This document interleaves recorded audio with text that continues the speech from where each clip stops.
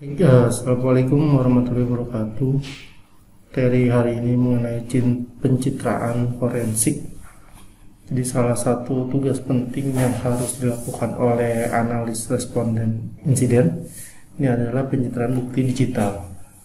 Banyak bukti yang terkait dengan insiden dapat ditemukan di dalam file log, memori, dan area lainnya yang dapat diperoleh secara relatif cepat. Dalam beberapa insiden seperti aktivitas kejahatan internal, misalnya ada penipuan, spionase industri, dan kebocoran data, pencarian bukti yang lebih mendetail mungkin diperlukan. Nah, bukti ini mencakup entry dari tabel file induk, file, dan data pengguna tertentu yang terdapat pada hard drive sistem yang dicurigai. Nah, si analis respon insiden ini akan diminta untuk mendapatkan drive atau image dari drive yang dicurigai seperti aspek forensik digital lainnya. Nah, untuk memperoleh image dari suatu gambar bukti digital ini dapat digunakan atau dipertahankan di pengadilan itu tergantung pada alat, teknik, dan dokumentasi yang sesuai. Topik pada pertemuan ini memahami pencitraan digital. Ini mencitrakan drive penyimpanan. Ini adalah proses di mana detail penting, gitu ya. Ini memberikan dasar yang kuat pada pencarian forensik. Bagaimana hal itu dicapai, berbagai jenis proses pencarian digital, dan berbagai format file yang berpemilik. Alat untuk pencitraan, ada beberapa alat yang tersedia bagi responden untuk drive pencitraan. Nah, jadi memiliki pemahaman tentang alat-alat ini memberikan responden pengetahuan tentang alat mana yang akan diterapkan pada insiden yang sesuai. Terus mempersiapkan tahap drive. Di sini memiliki tahap drive yang sehat secara forensik. Tempat bukti akan dicitrakan sangat penting. Jadi selanjutnya ada write blocker. Nah, write blocker ini adalah komponen penting dan memastikan bahwa bukti tidak rusak selama proses pencitraan. Nah, ini gunanya untuk memblokir tulis fisik dan perangkat lunak. Terus teknik pencitraan. Nah, pada pertemuan ini akan fokus pada teknik yang tersedia untuk menggambarkan bukti drive. Memahami pencitraan digital. Forensic imaging ini adalah penggandaan isi dari barang bukti media penyimpanan, misalnya storage media seperti hard disk, flash disk, dan lain-lain secara fisikal atau secara sektor per sektor atau bit to stream copy, sehingga hasil imaging akan sama persis seperti barang bukti secara fisikal. Untuk proses forensic imaging ada dua metode, yaitu disk to disk. Ini artinya hasil dari imaging ini akan berupa hard disk, dan disk to file ini hasilnya imaging akan berupa image file. Nah, dari metode yang kedua ini yang lebih sering digunakan, yaitu disk to file, ya. Karena kan metode kedua ini lebih fleksibel, efisien, dan integritinya dapat dijamin. Salah satu konsep yang harus dipahami adalah perbedaan antara forensic imaging atau pencarian forensik dan copying atau penyalinan. Menyalin file dari hard drive yang dicurigai atau media lain ini harus menyediakan analisis dengan data aktual yang terkait dengan file itu. Pencitraan di sisi lain ini memungkinkan analis untuk menangkap seluruh drive, misalnya ruang yang tidak terisi, gitu ya, dan mungkin mengakses file yang dihapus. Pencitraan juga mempertahankan metadata pada volume termasuk dari waktu suatu file. Nah, ini menjadi penting jika analisis garis waktu dilakukan untuk menentukan kapan file tertentu diakses atau dihapus. Nah, ada jenis volume yang dapat dicitrakan. Ini ada suspect drive, ya. Ada master boot record, ada C, ada D. Nah, ini ada physical imaging, dan ada logical imaging. Volume dapat dipisahkan menjadi volume fisik dan logis. Ada fisikal, ada logikal. Volume fisik ini dapat dianggap berisi keseluruhan hard drive. Ini termasuk partisi apapun serta catatan boot master saat pencitraan volume fisik. Analisis menangkap semua data ini. Nah, sebaliknya untuk volume logis ini adalah bagian dari keseluruhan hard drive. Misalnya dalam hard drive yang dibagi menjadi master boot record dan 2 partisi, volume logis adalah drive D. Saat menciptakan volume logis, analisis hanya akan mendapat data yang ada di dalam drive D. Jenis file bukti, salah satu aspek terakhir dari pencatatan forensik yang harus diketahui oleh seorang analis adalah jenis file image atau gambar yang dapat dibuat dan dimanfaatkan selama penyelidikan. Ada beberapa jenis file atau image, di antaranya ini sangat khusus, tapi untuk di pertemuan ini kita akan fokus pada 2 jenis file bukti yang paling umum. Nah, ini ada raw image atau gambar mentah, gitu ya. File mentah ini hanya berisi data dari volume yang dicitrakan, jadi tidak ada data tambahan yang disediakan dalam jenis image ini, raw image gambar ini. Meskipun beberapa alat pencitraan seperti FTK Imager ini menyertakan file terpisah dengan informasi pencitraan.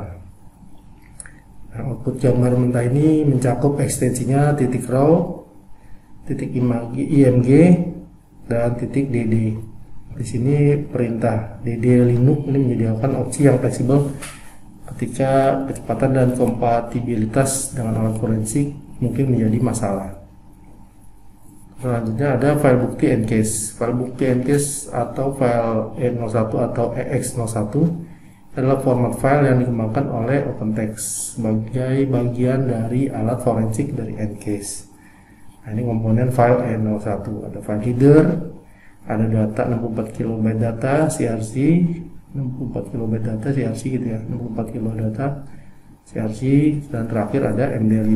Nah, ini ada juga format yang umum ditemui jika bekerja dengan organisasi lain. Ini ada Advanced Forensic File Format atau AFF4. Format image AFF4 ini adalah proyek sumber terbuka yang dikembangkan untuk menyimpan bukti digital dan data lainnya.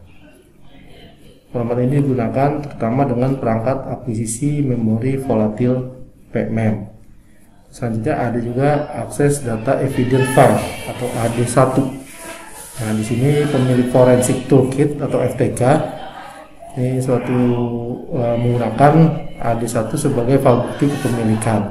Alat pencitraan di sini ada beberapa metode dan alat terkait yang mewakili praktek terbaik saat memperoleh bukti disk.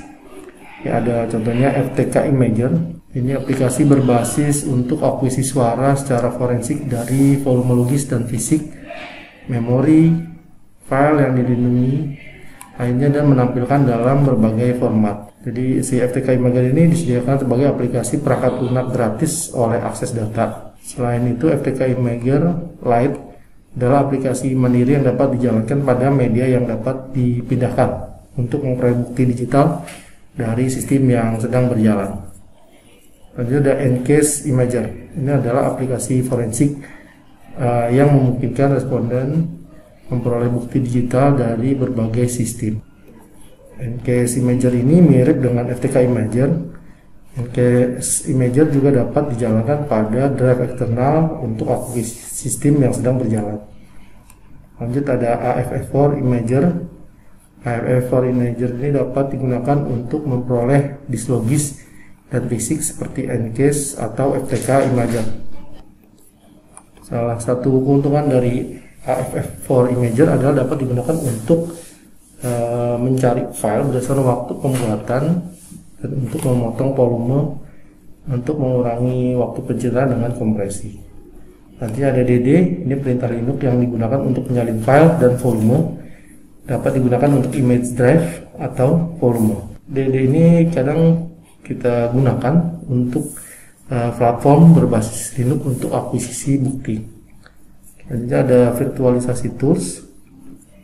Jadi dengan adopsi virtualisasi ini kemungkinan besar ini harus memperoleh sebagian bukti dari sistem virtual. Meskipun kadang seluruh sistem dapat diturunkan untuk analis, ini tergantung pada perangkat lunak virtualisasi. Mempersiapkan penyimpanan bukti. Selain memiliki perangkat keras dan perangkat lunak yang diperlukan untuk melakukan pencitraan forensik, sangat penting untuk menentukan lokasi untuk penyimpanan image atau file bukti. Nah, hal terbaik untuk digunakan sebagai tempat penyimpanan bukti adalah drive disk USB atau firewire eksternal. Ini memastikan bahwa tempat penyimpanan bukti ini bebas dari data apapun. Contohnya, hard drive eksternal 2 TB ini akan dihapus dan disiapkan untuk digunakan sebagai drive bukti. Ini menggunakan ada erase schedule gitu ya, ada kayak eraser. Ini alatnya menggunakan eraser sehingga melakukan enkripsi terhadap tempat penyimpanan bukti. Nah, perangkat lunak seperti VeloTrap atau platform enkripsi disk lainnya dapat digunakan untuk mengenkripsi partisi tempat penyimpanan bukti yang berisi file bukti. Kalau drive disiapkan, zat pelindung lainnya diperlukan untuk memastikan bahwa tidak ada perubahan yang dilakukan pada sistem yang dicurigai selama proses pencitraan. Nah, saja ada write blocker. Write blocker ini ada 2 jenis, ada yang perangkat lunak dan perangkat keras. Nah, perangkat lunak ini berada di sistem operasi dan bukti.